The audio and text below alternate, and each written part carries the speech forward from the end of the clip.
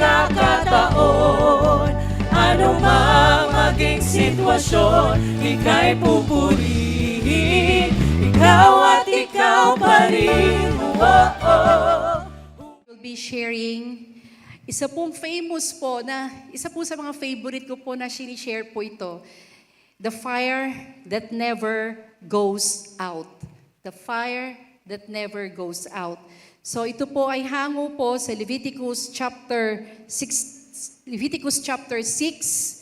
verses 8 to 13. Samahan niyo po ko as we read these verses. Then the Lord spoke to Moses, saying, Command Aaron and his sons, saying, This is the law of the burnt offering. The burnt offering shall be on the hearth upon the altar all night until morning.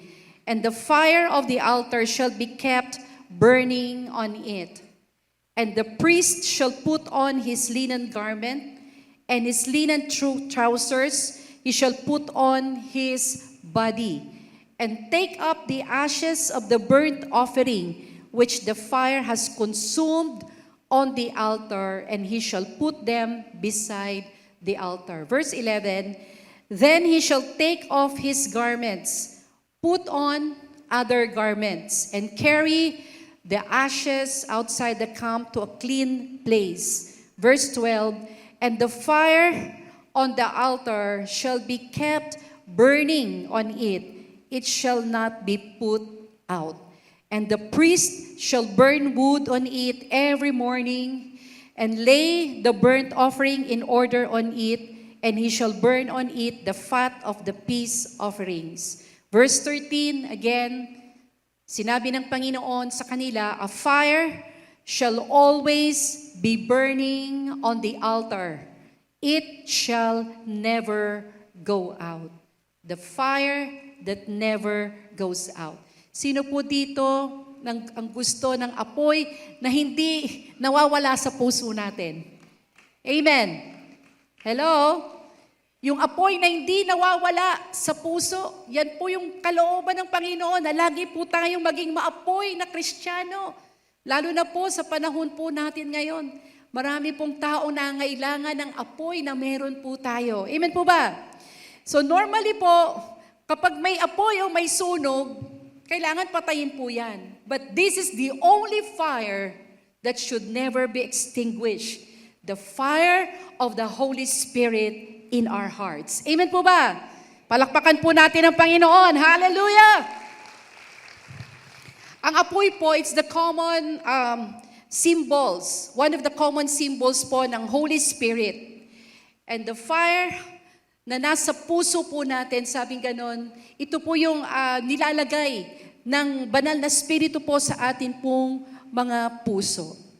Ito yung klase ng apoy, no po, na meron tayo na kapag sinabi ng Panginoon, gumising ka at manalangin kahit madaling araw, gigising ka para manalangin. Amen po ba?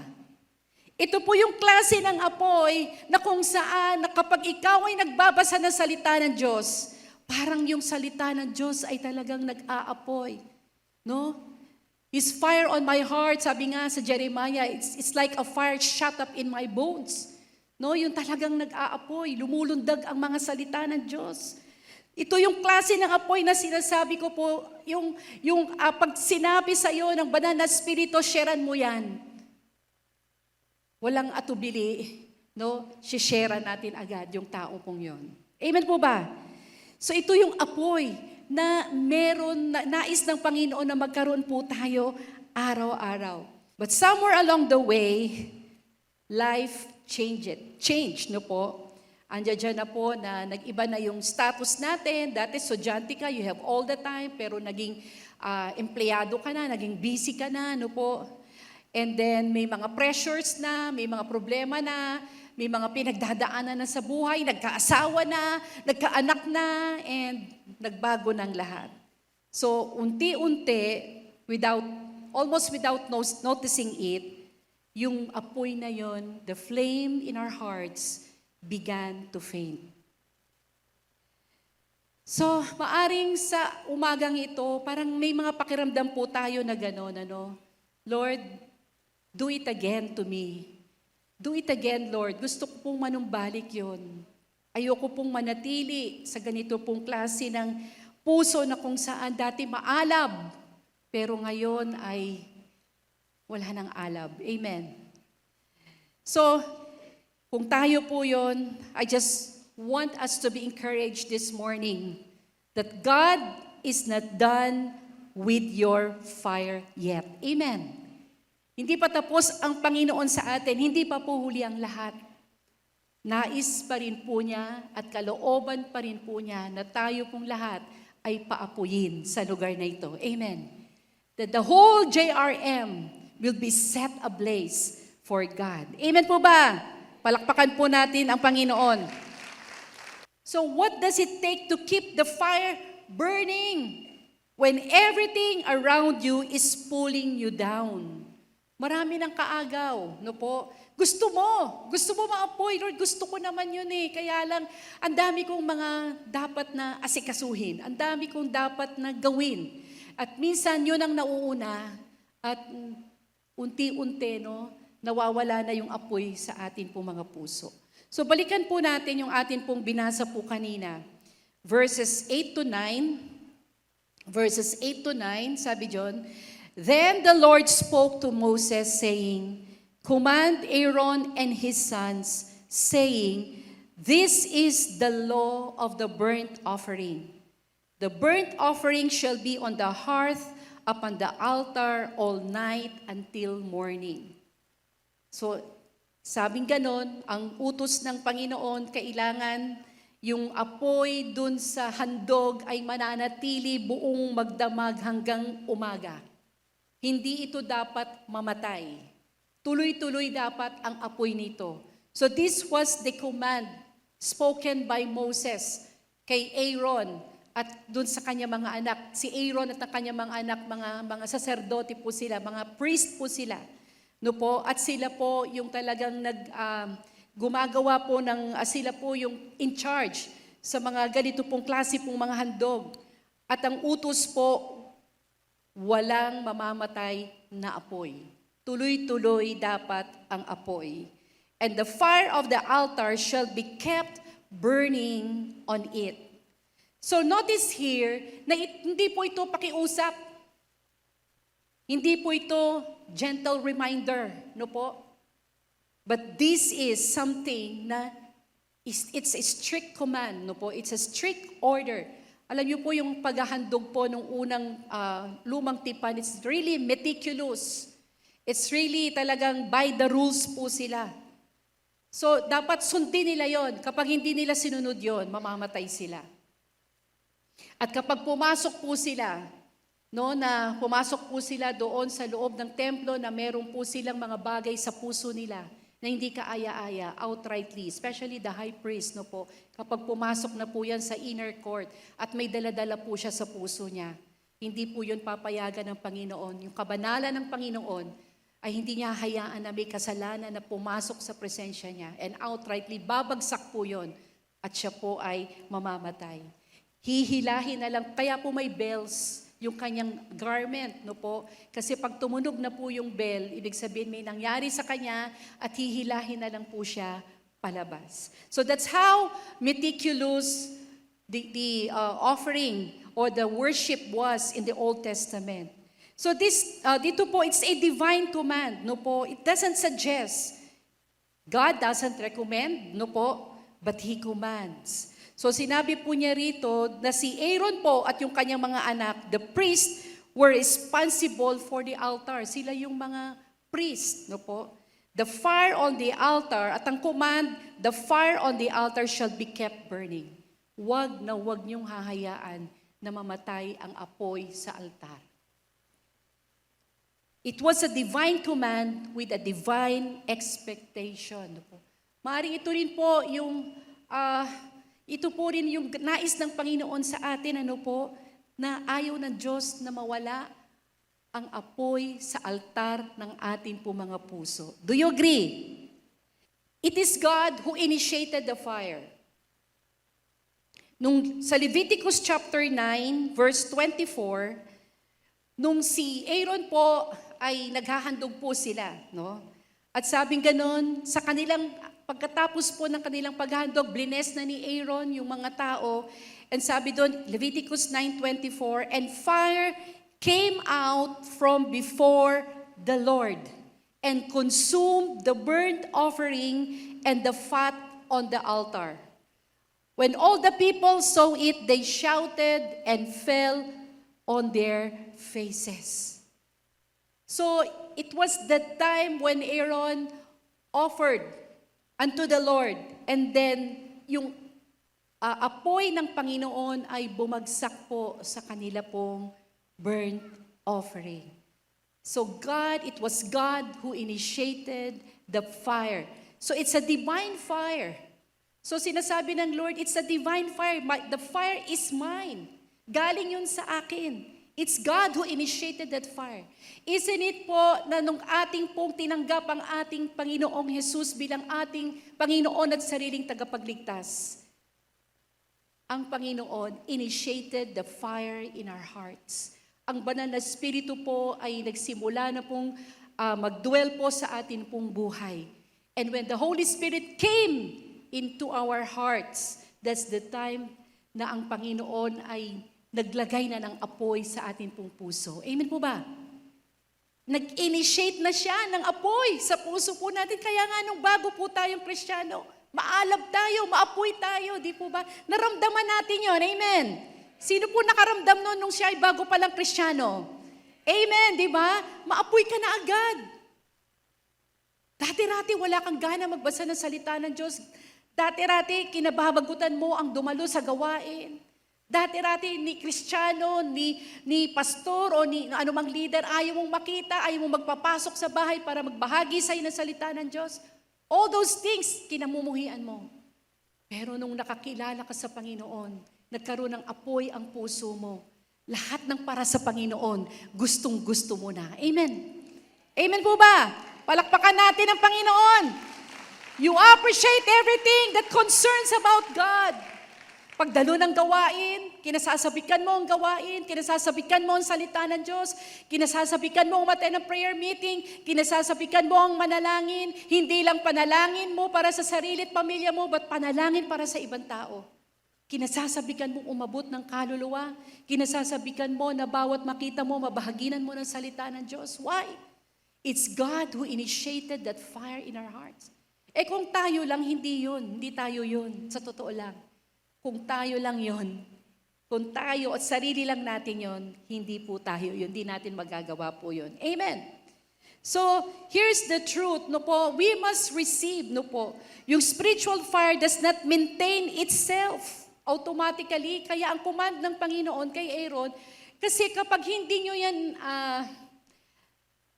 inayos o pinaypayan, nilagyan ng kahoy, hindi yan lalagablab o hindi yan mag-aapoy araw-araw. Amen.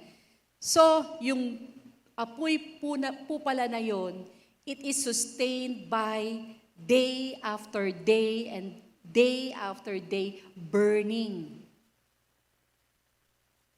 It requires, no po, intentional po, may gagawin po tayo intentionally to keep the fire burning. Amen. So the fire that we receive is a divine flame. So nung una tayo na tumanggap sa Panginoon, we have received that fire already in our hearts. So how are we protecting the fire? Paano po natin pinoprotektahan yung apoy na meron tayo? Pinababayaan po ba natin yun? Like the priest, yung mga saserdote, sila Aaron, yung kanyang mga anak, they keep on coming back every morning. Every morning, sinisilip po nila yon, nag-aapoy pa ba? They have to do something to keep the fire burning. So like the priest, do we keep coming back to the altar to be fired up again and again? Tignan po natin how to keep the fire ablaze. Tignan po natin itong verses 10 to 11. Meron pong kailangan gawin yung mga priest. Meron po tayong specific role na kailangan pong gawin. Verse 10, and the priest shall put on his linen garment, and his linen trousers he shall put on his body, and take up the ashes of the burnt offering which the fire has consumed on the altar, and he shall put them beside the altar. Verse 11 po. Then he shall take off his garments, put on other garments, and carry the ashes outside the camp to a clean place. Ilang beses po nagpalit ng damit yung saserdote? Ilang beses po siya nagpalit ng damit? Bakit hindi na lang po yung damit na sinuot niya pagpasok, and then paglabas, ganun ulit? No, there must be something here, no po. The priest has to wear new garments. There were garments for removing the ash, no po, sabing ganon. And the priest shall put on his linen garment, and his linen trousers he shall put on his body. Ibang garment yon, just to take up the ashes of the burnt offering, no po, which the fire has been consumed on the altar. Ilalagay niya yon beside the altar, yung mga ashes na yon. Then, tatanggalin niya ulit yung garment po na yon. Sabi nun, put on other garment. 2 beses. Tapos, pagkapalit po niya, yung mga ashes po na tipon niya, sabi doon, he will carry the ashes outside the camp to a clean place. Hindi po pwede na hindi siya magpalit. No po, dahil yun po ang utos ng Panginoon. Talagang step by step. Ito yung damit na susuot mo. Pagkatapos, hubarin mo yan. Pag ilalabas mo na yung abo, ito naman yung damit na isusuot mo. So for us to be continuously be ablaze for God, sabing ganon, there must be a continual personal consecration before the Lord. Gusto ng Panginoon may consecrated life, no po? There must be a consecrated life before the Lord. So the garment represents here yung new life, yung newness, no po? First, yung repentance, and then there is a garment for renewal. You cannot skip from one to the other. Kailangan ito muna. There must be repentance, and there must be renewal. Before you go through the process of consecration, you go through the process of consecration before you stand ready to serve. Ito po yung kailangan po nating unawain, ano po? Before the priest could add new wood, before the fresh sacrifice could be laid, no po? He had to deal, sabi doon, with the ashes, pero sabing ganon, hindi niya yon ginawa ng parang barabara lang, no po? Na tinanggal lang niya yung mga abo-abo o yung mga... He didn't do it casually. He changed his linen garments, which were the garments of purity and service.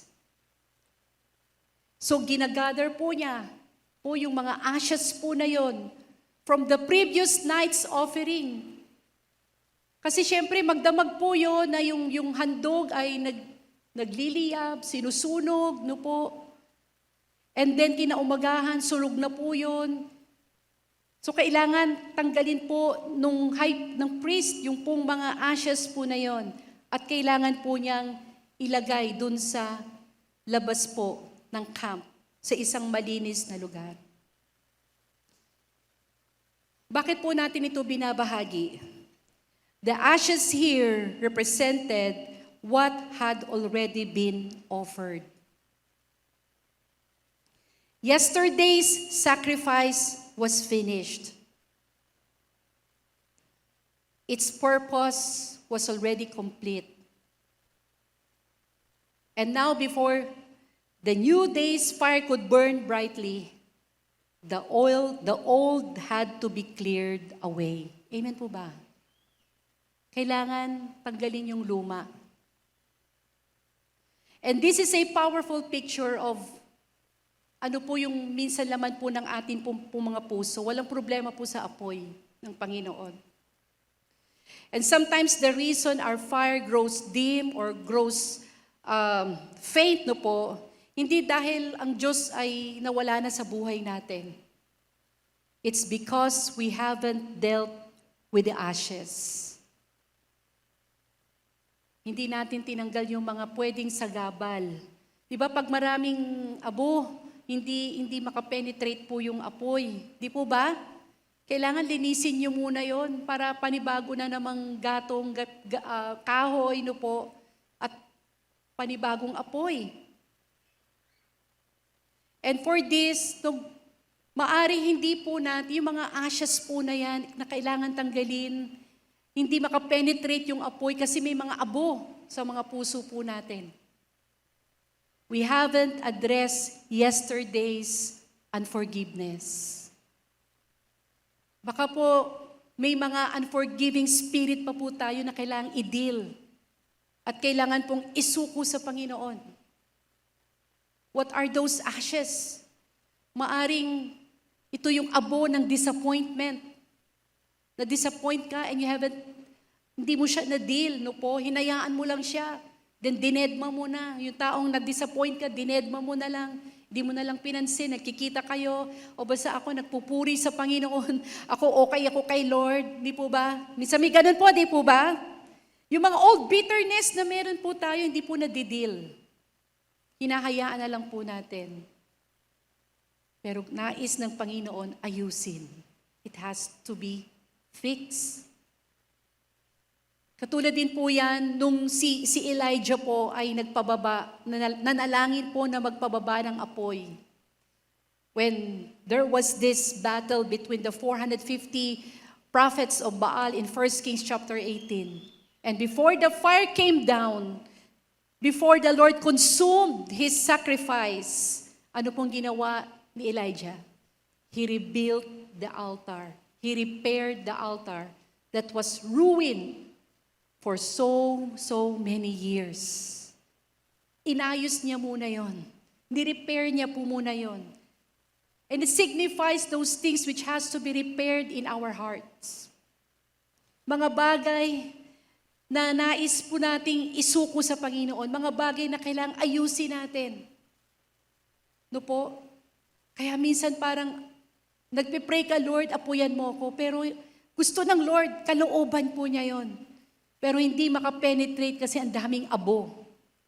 Abo na kailangang alisin sa atin pong mga puso. And many of us are longing for a fresh move of the Holy Spirit in our lives. And yet we forgot to pray, Lord, search my heart. No, search my heart and see if there's any offensive way in me. Create in me a clean heart, O God, and renew a right spirit within me. So baka po may mga abo sa puso natin na kailangan pong ayusin, kailangan pong tanggalin upang apoy ng Panginoon ay patuloy pong makapenetrate po sa ating po mga puso. Amen po ba? Hallelujah! Let's identify those ashes. What are those? The dead things, the old things, the offenses, the old wounds na nag-pile up na po sa puso po natin. Katulad po ng ginawa po ng mga saserdote, they carried the ashes outside the camp to a clean place and then came back to the altar ready for something new. Amen po ba? So pagkalagay po nila ng bago na namang apoy. Kaya ang Panginoon very generous siya eh. Araw-araw gusto niya, bagong apoy yung marireceive po natin mula sa Kanya. Amen po ba? We cannot trust yesterday's fire. God wants us to be refreshed every morning. For His mercies are new every morning. Great is His faithfulness. So, when we deal honestly with what is old, no po, and finished, we create space for the fresh work of God. Yung bagong work ng Panginoon sa puso natin. Amen po ba? So, personal revival comes through renewed commitment and reaffirm consecration every day. So alam niyo po, ganun ka-rigid. Routine yung ginagawa nila every day, every morning. The altar, the fire in the altar must be kept burning. So hindi lang yan isang araw. Biruin mo yung mga priest, araw-araw yan, papasok po doon sa courtyard. Routine po yan. Kailangan kasi yan ang kuma ng Lord. Lagi naglalagablab. Dapat nakikita yan ng mga tao, naglalagablab. Amen po ba? So, personal consecration, imagine araw-araw ginagawa. So, the same thing is true with us. Araw-araw, magpapasiyasat po tayo ng puso sa Panginoon. Amen. Araw-araw, magpapalinis po tayo sa Panginoon. Araw-araw, hingi po tayo ng tawad sa Diyos. Araw-araw, i-consecrate natin ang puso natin sa Panginoon. Amen?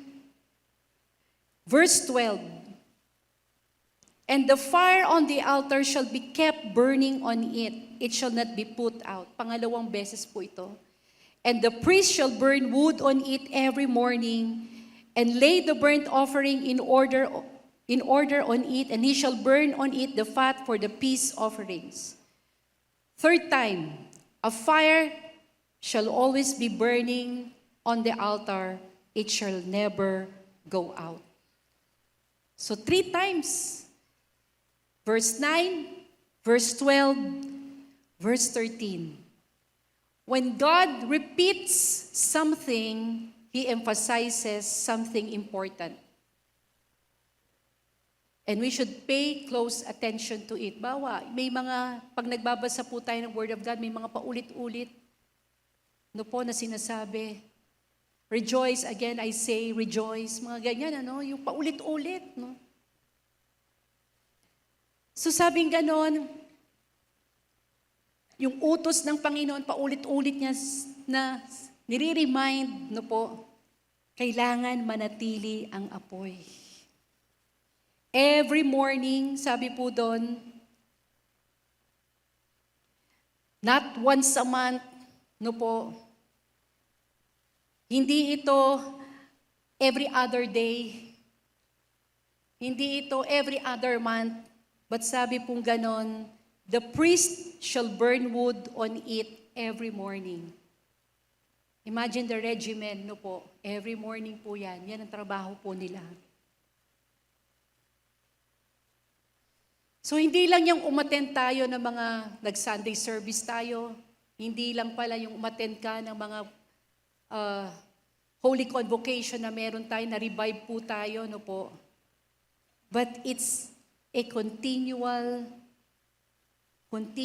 everyday process na kailangan po natin na ginagawa. Sabi doon, every morning, every day, the priest was to add fresh firewood to the altar. The wood here represents the fuel. Ito yung pinaka-fuel para sumindi ulit, magkaroon ng panibagong apoy. Pagkatapos pong kunin yung mga abo, lalagyan ng fresh firewood. So this represents the fuel of our devotion. Na lagi pong ito ay pinapaalala po sa atin ng ating bishop, ng ating pastor, ng ating pong mga leaders, na ito ay dito tayo hinubog. Jesus reigns dito po tayo hinubog. Batang Kristiyano pa lang po tayo. Ito na yung naririnig natin, 1986 up until now. Pinapaalalahanan yung intimacy natin sa Panginoon. Yung araw-araw nating devotion sa Panginoon. Yung araw-araw nating panalangin, panambahan sa Panginoon na hindi dapat nakakaligtaan. We are the priests. Sabi ganun, we are the royal priesthood. Amen. Priests in the Old Testament. And we are the priests of this new covenant. We are the royal priesthood. Na dapat po yung apoy ay sinusustain po natin by our everyday devotion unto the Lord. Sino po dito yung araw-araw po nagde-devotion kay God, kay Lord? Taas mong kamay. Iba po, nahihiya lang, no po? Yes, sometimes may mga inconsistencies po. Sometimes we do it haphazardly, nagmamadali. Sometimes ilalaban mo. Kasi busy, Lord, kailangan ilaban ko to. That's my term. Ilaban mo. Protektahan mo yung oras mo na para sa Panginoon. Kasi ang dami kumukuha ng oras mo. We're just given 24 hours a day. And how much time do we devote unto the Lord? First thing in the morning, ano po yung mga ginagawa natin? Day and night, night and day. Let incense arise. We sing that, no po? But, nangyayari po ba talaga yon? Day and night, night and day, we offer incense of worship unto the Lord. The Word of God, sabi nga nun, it revives our soul. So if you want our hearts to be revived, walang ibang instrumento, ang salita ng Diyos lang. Amen po ba? Sabi nga nung dalawang disipulo po when they were walking at the road of Emmaus, and then Jesus came to them in between their conversation. Hindi nila alam si Jesus yon, parang talagang sinadya ni Jesus na hindi magpakilala at nagkwento si Jesus. Hindi nila na-recognize ang Panginoon. Pero deep inside their hearts, the Word of God that Jesus was telling them, was sharing to them, it keeps on burning and burning and burning in their hearts. Were not our hearts burning? Sabi ganon. When He talked about us while we were walking. Amen? So kung gusto po natin talaga, ilaban natin. Ilaban po natin yung apoy na yon. Ilaban po natin yung personal devotion natin. It doesn't matter kung 15 minutes po yan. Basta consistent po tayo araw-araw. Amen po ba? Hello? Pastor, ba't 15 minutes lang? Kesa naman wala tayong ginawa sa isang araw. At least 15 minutes, regular ka, substantial na. Yung ginawa mo na, nag-worship ka, nagpasalamat ka, nagbasa ka ng Word of God, nanalangin ka, then you ask the Lord to guide you sa buong araw na yon. Nanalangin ka na sa ibang tao. Minsan nga kulang pa yung 15 minutes na yon eh. Magsimula ka muna sa 15 minutes. And then later on, na-enjoy mo ng presensya ng Panginoon. Sometimes it will take you 30 minutes, 45 minutes, and even 1 hour or more. Hallelujah! Hindi ito yung parang sinabi lang kasi kailangan mag-quiet time. Kailangan mag-devotion. Having devotion with God, it emanates, it springs from the heart. A person who really loved the Lord. Amen po ba? Hindi dahil tinulak ka lang, hindi dahil may nag-utos lang sa'yo, hindi check lang yung journal mo, kaya mo dapat gawin yon. But ikaw mismo, dahil sa pagmamahal mo sa Panginoon, you cannot stand the day without God. Amen po ba? Hallelujah! Hallelujah! Woo! Come on, shout your praise! Hallelujah!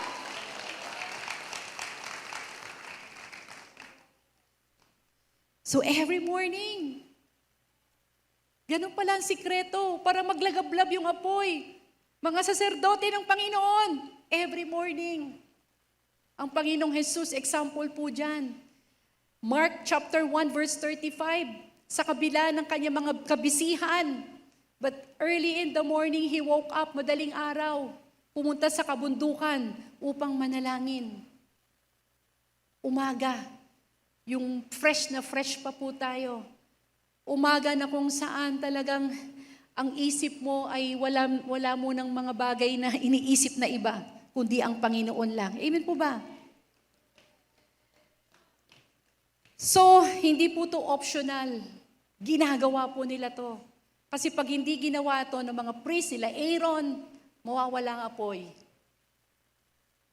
They have to add fresh firewood every day. So bakit? Kasi mahirap yun eh. Pero yung faithfulness po nila sa pagsunod sa Panginoon, it keeps the fire burning. At yung faithfulness po natin na minsan, Lord, minsan parang di naman laging okay eh. Minsan parang yung isip mo, naglalaro, pero you just show up. Hello? You just show up. Lord, nandito ako. Minsan walang gana yung katawan mo, pagod yung katawan, but Lord, I will just show up. Speak to me, Lord. I will listen. Minsan yung isip mo kung ano-ano yung mga gustong gawin sa isang araw, tumatalon-talon na siya, pero you just show up. Kasi nilalaban mo.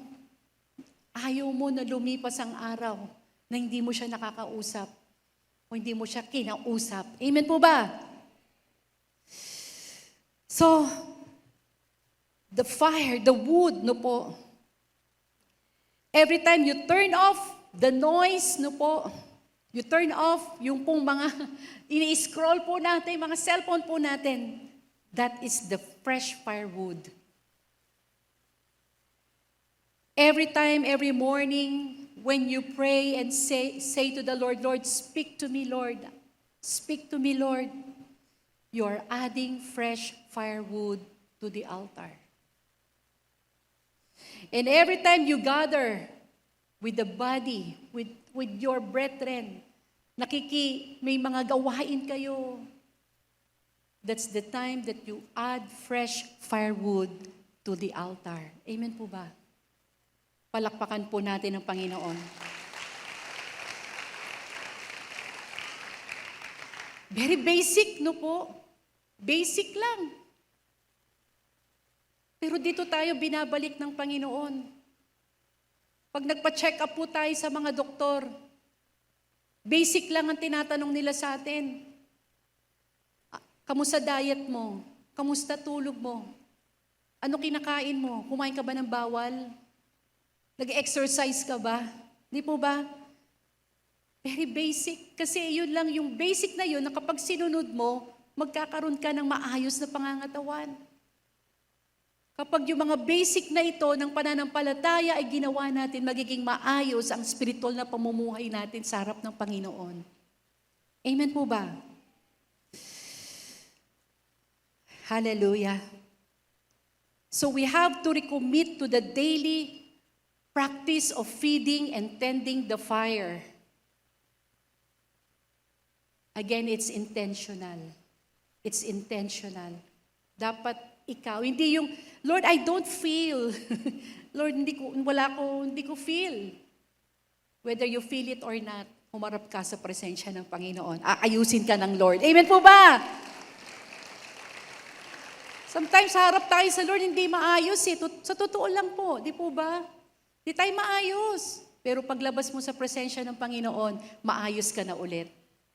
Inayos na ng Panginoon ang mga puso po natin. Amen po ba? So bakit kailangan natin ng apoy? Why do we keep on hearing and hearing? Kailangan maglagablab, mag-apoy. Why? Because we leak. Tumatagas. Hindi tayo pwedeng mag-depend sa mga apoy na na-receive natin noong nakaraan. We have to be recharged every day. We need the repeated empowering of the Holy Spirit every day. Kasi tumatagas, ang dami mong ginawa. Nag-minister ka dito, nag-follow up ka dito, nag-preach ka dito. Ang dami mong ginawa. So nauubusan ka. So kailangan mo ma-recharge ka ulit every morning. Every morning, every morning. Praise God kasi meron pong panawagan ng ating leadership, no, manalangin ng 10 minutes praying in the Spirit. Mula po nung sinimulan po namin yan, January 24. Kami po mga DJ heads, sinimulan po namin yan at sa mga ibang manggagawa. Iba po nangyari talaga. Ewan ko, hindi ko ma-explain, but there is something new. May mga bagong nangyayari sa buhay ko at sa ministry. Amen? Kasi parang, minsan our thoughts are not, We do not really understand or comprehend what we're praying because we're speaking in tongues, no po. Pero subukan natin yon. 10 minutes prayer, everyday po yon. Meron po kaming GC, done. Kapag nagawa na po namin, done. Parang bantayan po kasi, hindi yung check, hindi po nag-check. But it's accountability with each other, no? Bantayan po na, uy, nagawa mo na, 10 minutes, done. Pero hindi dahil sumunod ka lang sa leader mo, pero ikaw something, you are being benefited out of praying in the Spirit. Parang nagiging magaan ang lahat, kahit mahirap. Akala mo parang mahirap solusyonan, pero maya-maya inaayos. Kasi nagpipray ka in the Spirit. Amen po ba? Hallelujah! Try it! Mula January 24 hanggang ngayon, ginagawa po namin yan. At minsan po, kulang sa umaga, when the Holy Spirit urges me to pray again in the evening, 10 minutes, hanggang 10 minutes lang po muna, pero minsan, mga ilang minutong lagpas, no po, pero hindi ko pa kaya yung mga 30 minutes, 1 hour, no po. Minsan sa gabi, bago matulog, pag sinabi ng Holy Spirit, mag-pray ka ng 10 minutes, mag-pray ka in the Spirit, magpipray ako in the Spirit. At nagiging magaan, no po, magaan po, hallelujah. So we leak. Kailangan natin every day, Lord, I depend on you. Hindi ko kayang paandarin ang araw ko nang wala ka. I need you, Holy Spirit. Di po ba? Hello? We need power. Why do we need fire? We need power. And you shall receive power when the Holy Spirit comes upon you. Ang Panginoon, sinabi po niya kay Jeremiah chapter 5 verse 14, I will make my words in your mouth like a fire. So on that occasion, God was referring to that judgment ng Panginoon. Yung apoy na yon, judgment. Pero alam niyo po, when the Holy Spirit sets our hearts aflame, He will cause our words to be aflame. Amen po ba? Without us noticing it, dahil ikaw maapoy ka, yung kausap mo, parang may nangyayari na sa puso niya. Kasi, grabe yung ano mo, anointed masyado yung, simple lang naman yung sinabi mo.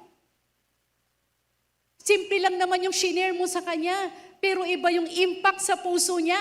Bakit? Dahil sa apoy na meron ka. Amen. Dahil sa apoy na meron tayo. He will, sabi doon, He will cause our words to be aflame. A passionless Christian will never set the people ablaze. Kaya lalo na sa mga leaders, no? Ito yung kailangan natin araw-araw. Kailangan magpaapoy tayo araw-araw. Kasi we are ministering to different people every day. Ang dami nating kinakausap, ang dami nating miniministeryuhan. Tumatagas tayo, kailangan natin kapangyarihan ng Panginoon, kailangan natin may impact yung sasabihin natin, kailangan effective yung gagawin po natin. At kapag maapoy ka, no po, yung salita na lumalabas sa bibig mo, maapoy din. Amen. Imbis na reklamo, pasasalamat, papuri sa Panginoon ang sinasabi mo. Amen po ba? Lagi nagpapasalamat, Lord, salamat, salamat, salamat. Hindi yung problema. Kundi, Lord, salamat, salamat, salamat. Amen po ba? Palakpakan po natin ang Panginoon. Until we are ablaze, we cannot speak to the hearts of the people. Kung gusto po natin maging effective Christian, effective leader, effective worker ng Panginoon, we need to be on fire for the Lord. Kailan ba naging effective yung mga unang disipulo? Nung sila po'y napuspos ng banal na Espiritu in Acts chapter 2. When the Holy Spirit came upon them and they prayed in the Spirit, they spoke in tongues. And after that, Peter stood up, he preached to the people, and at that time, 3,000 people were saved. Amen po ba? Naging matapang, naging bold. So kailangan natin ng apoy, kailangan natin maging bold. Minsan kasi timid tayo, nahihiya tayo. Minsan hindi tayo makapagsimula. Kailangan natin ng kapuspusan ng Espiritu. Dahil gusto natin maging bold tayo. Gusto natin may power yung atin pong i-share. Amen po ba? So again, ano po, if you want the fire of the Spirit, ano po, let's start to ask now. Sino po dito ang gusto pong hipuin siya ng banal na Espiritu ng Panginoon? Who wants here to be fired up for the Lord? Amen? Pwedeng tumayo po tayong lahat sa oras na ito. And we will be praying for you. We will be praying for you. In John chapter 7, 37 to 39, on the last day, si Jesus po ito, that great day of the feast, Jesus stood up and cried out saying, "If anyone thirst, let him come to me and drink. He who believes in me, as the scripture has said, out of his heart will flow rivers of living water." Amen po ba? If anyone is thirsty here, sino po dito nauuhaw sa Panginoon? There is an invitation for us. Let him come to me and drink. He who believes in me, as the scripture has said, out of his heart will flow rivers of living water. Who wants more of God?